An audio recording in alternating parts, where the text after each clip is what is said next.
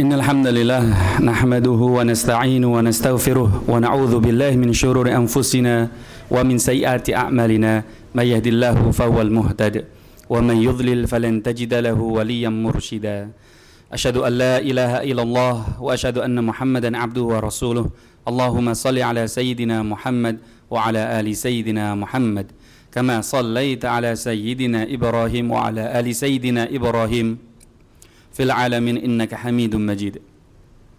قال الله تعالى في كتابه الكريم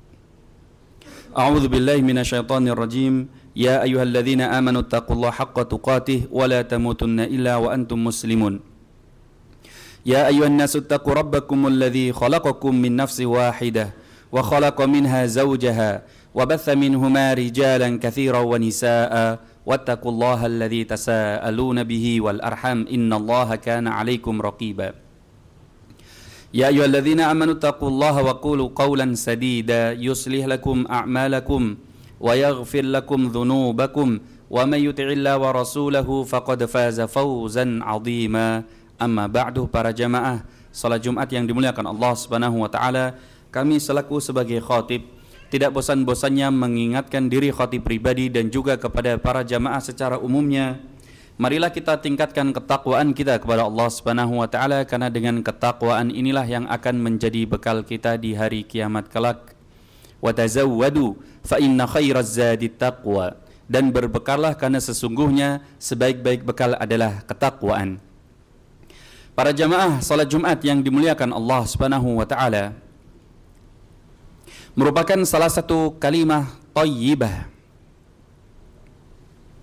kalimat yang sangat agung, yang sangat mulia, yang mana bisa dijadikan sebagai salah satu zikir seorang muslim, bahkan bisa dijadikan sebagai doa bagi seorang mukmin, yang mana tidak semua kalimat thayyibah itu bisa merangkap dan mencakup dua hal ini, bisa menjadi zikir dan juga bisa menjadi doa. Sebagaimana contoh kita ketahui takbir. Kalimat thayyibah takbir ini merupakan salah satu zikir, akan tetapi tentu tidak tepat apabila dijadikan sebagai doa. Begitu pula sebaliknya, ada doa yang kita panjatkan kepada Allah Subhanahu wa taala, akan tetapi tidak sesuai jikalau dijadikan sebagai zikir. Seperti contoh ketika kita berdoa seperti doa yang diajarkan Allah Subhanahu wa taala di dalam Al-Qur'an, ketika kita meminta diberikan keturunan, diberikan pasangan yang saleh dan salihah. Rabbana hablana min azwajina wa dzurriyyatina qurrata a'yun waj'alna lil muttaqina imama. Ini doa, akan tetapi tidak bisa dijadikan sebagai zikir.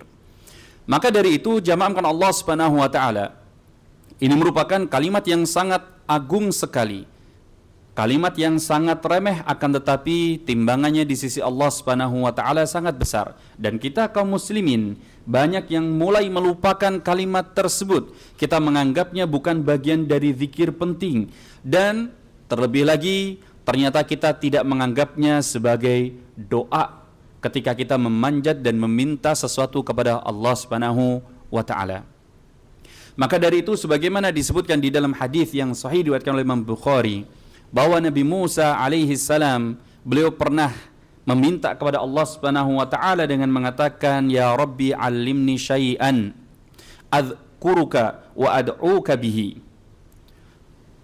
Faqala Allahu azza wa jalla qul ya Musa la ilaha illallah. Faqala nabiyyuna Musa ya Rabbi kullu ibadika yaquluna hadha. Faqala Allahu azza wa jalla ya Musa law anna sab'a samawat wa amirahunna ghairi fi kiffatin wa sab'i ardina wa amirahunna fi kiffatin la rajahat wa fi riwayah malat kalimah la ilaha illallah. Jadi pernah Nabi Musa beliau meminta kepada Allah Subhanahu wa taala satu amalan yang pengennya tidak semua orang itu diberikan amalan tersebut. Maka saat itu Nabi Musa meminta kepada Allah Subhanahu wa taala, bukan berarti Nabi Musa tidak tahu keutamaan dari kalimat thayyibah tersebut, tidak. Tapi Nabi Musa tetap berharap meminta yang lebih besar daripada kalimat thayyibah tersebut. Apa yang diminta oleh Nabi Musa?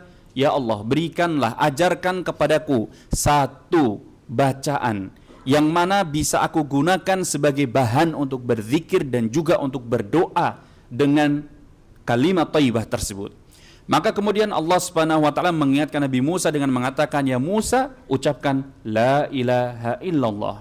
Maka kemudian Nabi Musa meminta lagi kepada Allah Subhanahu wa taala, "Ya Rabb, seluruh hambamu pun juga mengucapkan kalimat la ilaha illallah."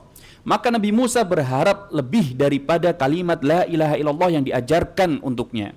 Maka Allah Subhanahu wa taala mengingatkan dengan mengatakan, "Wahai Musa, sekiranya langit yang 7 beserta dengan penghuninya selain diriku, Allah Subhanahu wa taala, begitu pula bumi yang 7 beserta dengan seluruh penghuninya diletakkan di dalam satu timbangan dan kalimat la ilaha illallah saja di timbangan yang lain, maka tetap akan lebih berat kalimat la ilaha illallah tersebut."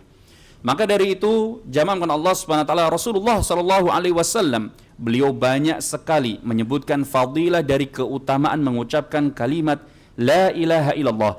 Bahkan Rasulullah kemudian menegaskan saking afdalnya, saking baiknya, saking beratnya, saking berbobotnya di sisi Allah Subhanahu wa taala, Rasulullah kemudian menegaskan, "Wala ya'malu ahadun bi afdala amalin minhu illa ahadun amila amalan aktsara min dzalik." Tidak ada yang lebih afdal, lebih baik daripada mengucapkan kalimat la ilaha illallah, kecuali kalau ada orang yang bisa mengucapkan lebih banyak daripada yang lainnya kalimat la ilaha illallah tersebut. Tidak ada satupun amalan yang bisa menandingi amalan ataupun zikir la ilaha illallah. Sebagaimana khatib telah menyebutkan bahwa kalimat la ilaha illallah tentu disepakati oleh ulama merupakan sebaik-baik zikir yang diucapkan oleh seorang muslim. Sebagaimana Rasulullah sallallahu alaihi wasallam menyebutkan di dalam hadisnya yang marfu, dan hadis ini dihasankan oleh Syekh Albani rahimahullah, afdalu dzikri la ilaha illallah. Sebaik-baik zikir yang diucapkan seorang muslim adalah zikir la ilaha illallah. Para jamaah yang dimuliakan Allah Subhanahu wa taala, tentu ini merupakan satu amalan yang mudah kita ucapkan di lisan kita. Akan tetapi jamaah Allah Subhanahu wa taala perlu dipahami, ketika kita sudah membiasakan untuk mengucapkan kalimat la ilaha illallah menjadi konsumsi kita sehari-hari, setiap saat. Misal contoh jamaah Allah Subhanahu wa taala sedang menunggu, sedang menanti sesuatu. Coba mari kita mulai untuk menyibukkan diri kita dengan mengucapkan kalimat la ilaha illallah, kalimat yang sangat ringan di sisi Allah Subhanahu wa taala. Akan tetapi jamaah Allah Subhanahu wa taala perlu dipahami, ketika Rasulullah sallallahu alaihi wasallam beliau menyebutkan, "Man kana akhiru kalamihi la ilaha illallah dakhalal jannah." Barang siapa yang ucapan terakhirnya adalah la ilaha illallah, dijamin orang tersebut itu oleh Allah Subhanahu wa taala masuk ke dalam surga. Tapi perlu dipahami, jamaah Allah Subhanahu wa taala, ketika kita di penghujung hidup kita, ketika kita berada di sakaratul maut, bukan satu hal yang mudah untuk mengucapkan kalimat la ilaha illallah. Karena mengucapkan kalimat la ilaha illallah ini bukan hanya sekedar ucapan yang keluar dari lisan kita, akan tetapi ini merupakan gambaran, representasi dari amal yang telah kita lakukan sebelumnya. Oleh karena itu jamaah yang dimuliakan Allah Subhanahu wa taala, kita perlu untuk membiasakan mengucapkan kalimat la ilaha illallah, agar supaya ketika Allah Subhanahu wa taala mengambil, mencabut, mengangkat nyawa kita, maka kalimat yang terakhir kita ucapkan dari lisan kita adalah kalimat la ilaha illallah. Ini yang disebut sebagai lisanul hal, bahwa amal soleh tersebutlah yang menentukan apakah kita mampu untuk mengucapkan la ilaha illallah ataupun tidak. Maka Rasulullah sallallahu alaihi wasallam pun beliau pernah menegaskan di dalam hadis yang sahih, ketika beliau mendengar ada seorang muadzin saat itu melantunkan kalimat asyhadu an la ilaha illallah, maka Rasulullah kemudian mengatakan wajabat, maka orang tersebut berhak untuk mendapatkannya. Maka para sahabat kemudian bertanya, berhak mendapatkan apa ya Rasulullah? Maka Rasulullah mengatakan, kharajat biha minan nar. Orang tersebut itu berhak untuk dijauhkan oleh Allah Subhanahu wa taala dari neraka dan dimasukkan oleh Allah Subhanahu wa taala ke dalam surga. Para jamaah salat Jumat yang dimuliakan Allah Subhanahu wa taala, tentu tidak berhenti hanya di situ. Keutamaan dari kalimat yang sangat ringan kita ucapkan pada lisan kita, bahwa kalimat la ilaha illallah ini pun juga jamaah Allah Subhanahu wa taala bisa menghapuskan seluruh dosa yang dilakukan oleh Bani Adam. Siapapun yang melakukan dosa, kemudian dia mengucapkan kalimat la ilaha illallah, maka dengan kalimat la ilaha illallah Allah Subhanahu wa taala akan menghapuskan dosa-dosanya, sebagaimana ketika seseorang beristighfar, sebagaimana seseorang ketika bertaubat kepada Allah Subhanahu wa taala. Sebagaimana disebutkan di dalam hadis yang panjang sekali jamaah Allah Subhanahu wa taala, hadis riwayat Bukhari.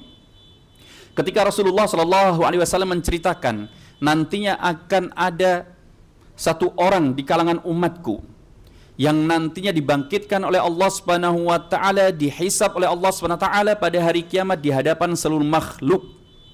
Dan Rasulullah kemudian menyebutkan bahwa orang tersebut ini sangat berbeda dengan umatnya yang lain. Bayangkan, catatan dosanya Rasulullah SAW menyebutkan memiliki catatan dosa 99 catatan dosa, yang mana satu catatan dosa tersebut itu sebagaimana seluas mata memandang. Bayangkan jamaah, Rasulullah menceritakan ada seorang laki-laki, saking banyaknya dosa tersebut, satu catatan dosanya itu seluas mata memandang, dan itu 99 catatan dosanya.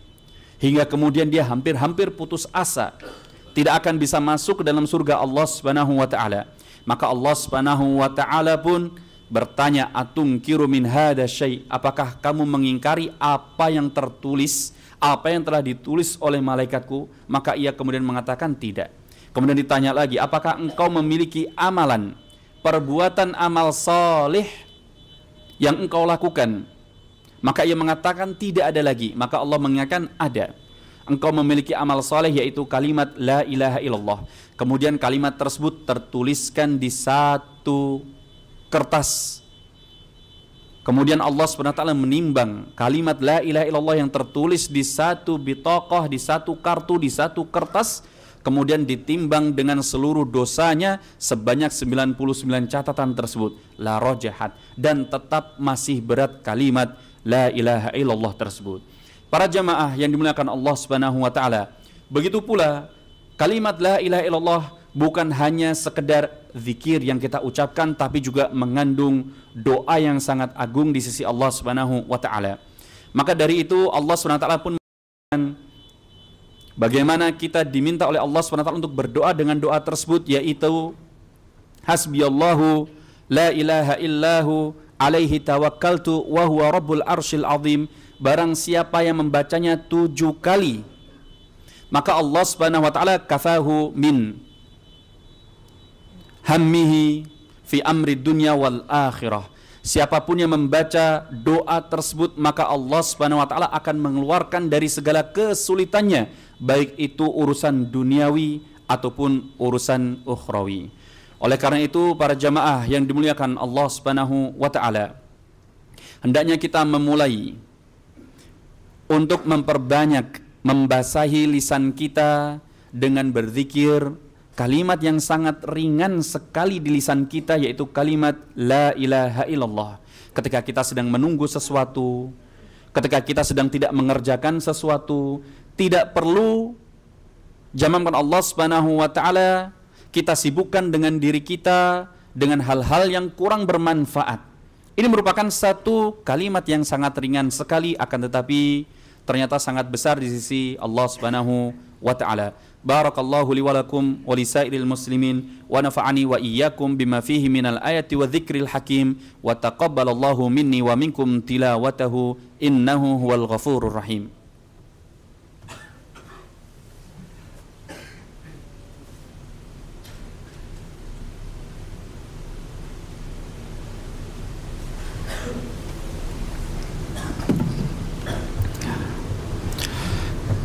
Alhamdulillahirabbil alamin wassalatu wassalamu ala asyrafil anbiya wal mursalin wa ala alihi wa ashabihi wa man tabi'ahum bi ihsanin ila yaumiddin.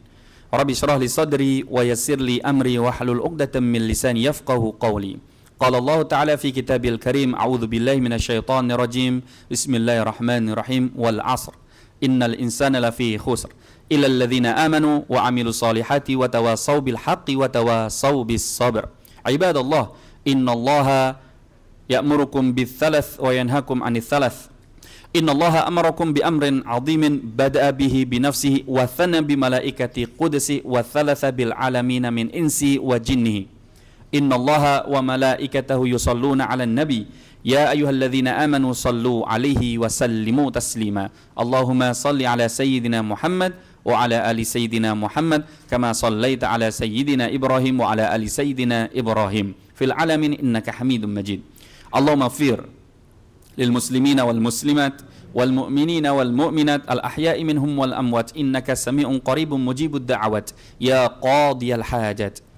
Rabbana la tuzigh qulubana ba'da idh hadaitana wa hab lana min ladunka rahmah innaka antal wahhab. Allahumma arinal haqqa haqqan warzuqna ittiba'ah wa arinal batila batila warzuqna ijtinabah. Allahumma man hadara hadhil jum'ah dhanban illa ghafartah wa la daynan illa qadaitah wa la maridan illa shafaitah wa la hamman illa farrajtah wa la aziban illa zawwajtah wa la aqiman illa wahabta lahu bi waladin. Ya Allah, janganlah engkau tinggalkan orang yang melaksanakan sholat Jumat ini, orang yang memiliki dosa kecuali engkau hapuskan dosa-dosanya. Orang yang memiliki hutang kecuali engkau lunaskan hutang-hutangnya. Orang yang sakit kecuali engkau sembuhkan dari sakitnya. Orang yang memiliki kesulitan kecuali engkau berikan jalan keluar bagi kesulitannya. Orang yang belum menikah kecuali engkau mudahkan baginya untuk menikah. Orang yang belum memiliki keturunan kecuali engkau berikan keturunan kepadanya. Allahumma ij'alil Qur'an rabi'a qulubina wa nura sudurina wa jala'a ahzanina wa dhahaba humumina. Allahumma inna nas'aluka ilman nafi'an wa rizqan thayyiban wa amalan mutaqabbalan wa na'udzubika min ilmin la yanfa' wa min qalbin la yakhsha wa min nafsin la tashba wa min du'ain la yustajabu lah. Rabbana atina fid dunya hasanah wa fil akhirati hasanah wa qina adzaban nar. Subhana rabbika rabbil izzati amma yasifun wa salamun alal mursalin walhamdulillahi rabbil alamin. Aqimis shalah.